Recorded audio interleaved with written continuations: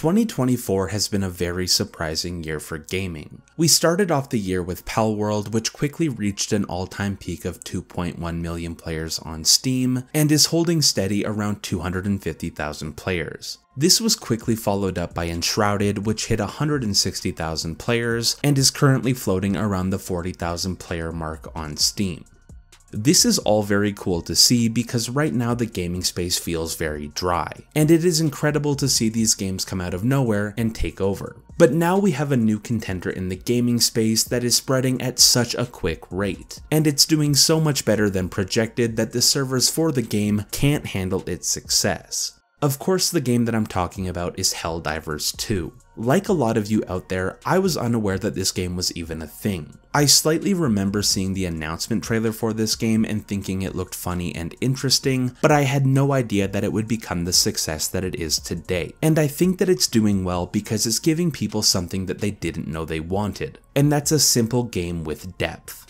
Now, if you aren't already aware, the basic explanation of Helldivers is that you play as a Helldiver, and your job is to protect Earth from growing threats across the galaxy. Right now we have two enemy factions, the Terminids, which is a faction of bug-like monsters, similar to what you would find in the movie Starship Troopers, and the Automatons, which are a faction of advanced robots, similar to the Terminator or the Vex from Destiny 2.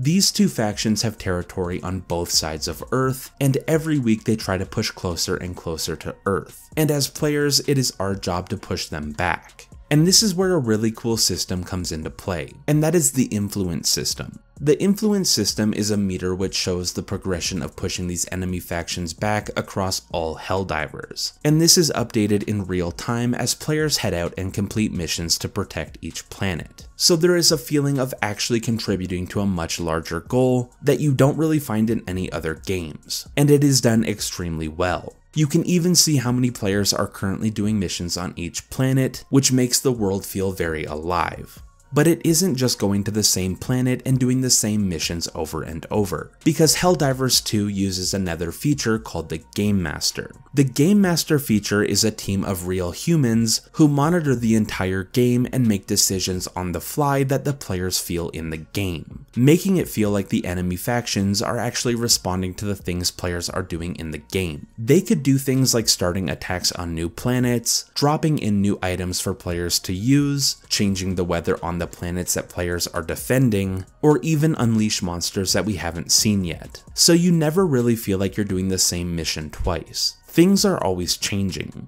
Even though the end goal of the mission remains the same, how that mission plays out will always be different.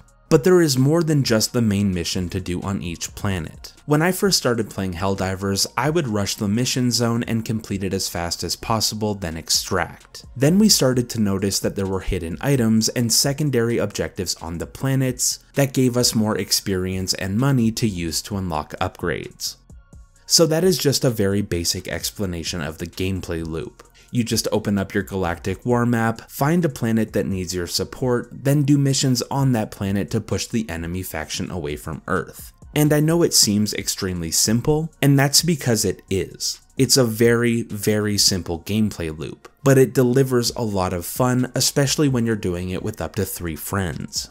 But by now you may be wondering where the character progression is in all of this. And thankfully there is quite a lot of character progression here, from unlocking new weapons and armor, to unlocking new stratagems, which are power-ups that are dropped onto the planet from your destroyer ship. These can be special weapons, abilities, supply drops, and airstrikes, and you can even find resources to upgrade your ship to enhance your abilities. So there are a lot of personal goals that you can chase to make your character even stronger, which will allow you to take on even harder missions for better rewards, and gain more influence on that planet when you successfully complete a mission. If I haven't sold you on this game yet, you should also know that you get all of that content for just $40. And in my opinion, that is money well spent, as you will definitely get your money's worth here. And on top of that, you will more than likely always have a reason to return to the game and contribute to the Galactic War. That is because Helldivers 2 is a live service game, and I'm sure there is tons of content planned for the future and new enemy types on the way. We know that we will be getting a roadmap soon, which I will make a video for when it comes out, but the developers want to focus on expanding the servers and getting everyone into the game before they discuss the future. But I would have to say that we will be getting more information on that roadmap very soon. Like I mentioned earlier, this game is just blowing up everywhere, and I truly feel like the team behind this game underestimated how well it would do, and they weren't prepared for hundreds of thousands of players to be playing at the same time 2 weeks into launch. So for now, we just need to chill out and give them some time to sort everything out. But it just kind of blows my mind that this is a $40 game, as I have spent a lot more on worse games. Don't forget there were actually people who paid $60 to play Ubisoft's Skull and Bones, and that just looks like a disaster. Now, one thing I will also mention about Helldivers is that there is a cash shop. But so far I haven't seen anything that really worries me, as most of the items in the cash shop have been pretty cheap, and they aren't like must-have items. It has all just been some fun extra goodies to use while you play. And you can find the premium paid currency on the planets that you are doing missions on and in the free battle pass. So you could just play the game and grind the currency to buy the things that you want without having to swipe your credit card. And that is a very refreshing thing to see in a game in 2024. Most of the games on the market right now are unfinished piles of garbage that were built to just funnel players into a cosmetic shop. Personally, the last game that I could think of that released in a finished state without having a cash shop in it was Remnant 2. And to me, that was one of the best new games that came out last year. Also, you should know that Helldivers 2 isn't available on Xbox, and I think that is a massive screw up. We need those Halo playing Mountain Dew drinking soldiers on the battlefield in Helldivers. I think it would be really cool to see a crossover event come to Helldivers with Halo themed armor. So hopefully we will see the game come to Xbox soon. But anyways, that is really all I have to say about Helldivers 2. And if you have been on the fence about buying this game, I would highly suggest just going for it, and worst case, if it's not your thing, you can attempt to refund it.